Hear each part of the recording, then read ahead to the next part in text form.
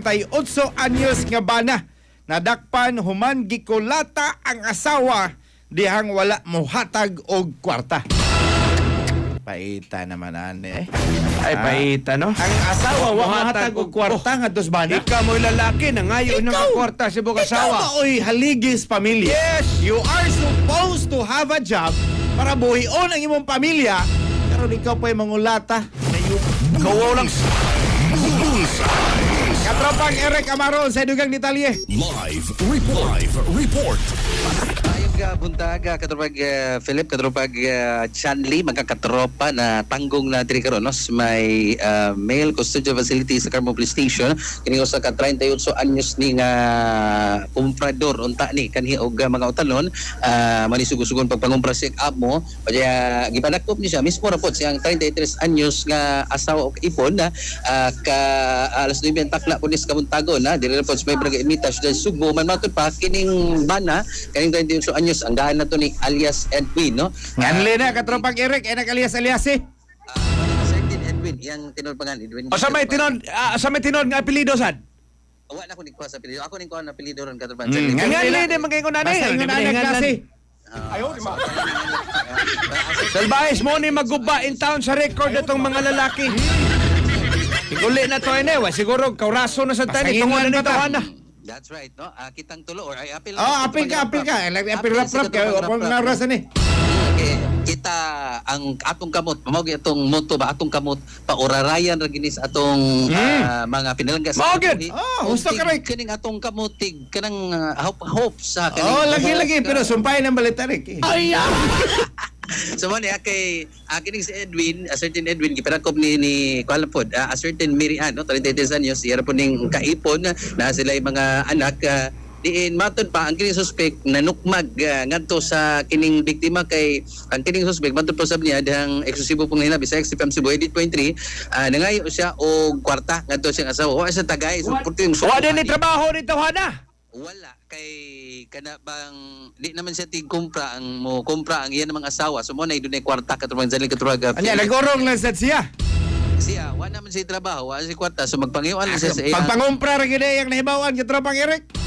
sus kung gusto lang gid siya daghan kayong mga trabaho unta kay baskog man piskay maglawas katulad sa katulad Philip mga kaigalan kining si a certain Edwin pod no nga nabalhog karon diri sa selda sa presinto 5 pero malagi na kuan na gyud bunog man kay ang misis magyong pagka bunog man mao to nga gita kuan ni kana bang tabang pod sa mga silingan yang kining suspect nakulatahan pod sa mga nagpakaba ng silingan dito nya aside nga nakulatahan gibalhog pag diri sa selda kay mao to gibuhat siyang asawa lagi sing pangig kwarta nya kun di mohatag kulatahon ang iyang asawa katropang Zanli katropang Philip magkahigala Nya karon perti ng pakilooy sa danan niya si asawa. ating padungog ang palihog ta katropang rap pamahayag ano yung suspisado diha kinilang kuan katropang rap Ailan ng 20 seconds magditso na lang ta aning kuan pod pila ka seconds pod pagkinabi nato niya pagpangayag pasaylo niya pasalig aning suspect ngadto siyang Mrs. nga si Mary Ann. Gipadako gyud ka. Ang istorya mo na kuanin mo nadapatan gid mo kay wa ka matagay kaon. Nangyari ko niya prakaon ba niya? Para kaon kwarta. Nangyari ko prakaon niya niya. Hindi ako magigitakan sa niya. Siyam sinabanon na. Unsa na ni trabaho di ay? Kumprador na siya. Akong kumpra siya. May tigkumpra na. Kumprador mo kuya sa karbon. Unsa may kuan niyo kanang komprahon ninyo kanang mga Tanon para sa tapi. tapi. Unsa man ibiyahe niyo baligya pod niyo dito? Dili. Nana ko amo ba? Kamo ti kumpra lang. Garga da swing ban. So katropag dyan katropag Philip, kuala to, tipikal to kabahin no? Sa kapag ignabi aning suspect si alias Edwin. Nabalhog na siya karon kay wa naman ni madag barangay lang kay supposedly sa mga away mag-asawa i-refer to barangay ta ani kay just in case magkauli pa tagaan pag last chance no ang mga pwede pa bang tughongon ang nabahong nga kagahapon katropag dyan katropag Philip pero wa naman di naman gyud madag tughong kay panos naman sumala nga gibalhog diri sa selda sa police station samtang gihikay ang kasong violence against women and children Pausi batok aning maong Wa na gay chance ka mag-uli ko no. wa na gyud katropang Chanley ang babae di naman gyud Wa na. di naman gyud pasaylo kay mao lagi lang kanang kuan man sa ding asa banahagod may pagkataspukan pod niya mao lagi mangulata pag way trabaho mangulata so di gyud ideal sa manato katropang Chanley katropang Philip katropang rap so mao ni nga tanggong diri karon no. Iya lang murag na nga ito siya pasaylo ato nga kanang kung tagaan siya chance kanang mobiya siya uli siya sibunga naman sa mga anak dito adto na siya magpuyo din na siya magsinamok aning iyang 33 anyos nga kaipon o asawa katupang Zanli katupang Philip. So, naada nila yung pamilya dito? Wala na ilang mga anak lang dito Ato, dito? siya, kasi bunga man niya niya ilang anak to dito gipa-eskwela sa probinsya niya silang managtiayon na sila diri sa Emita diskarte pero rin asawa mo diskarte ron kay siya wa pa may diskarte wa pa may trabaho.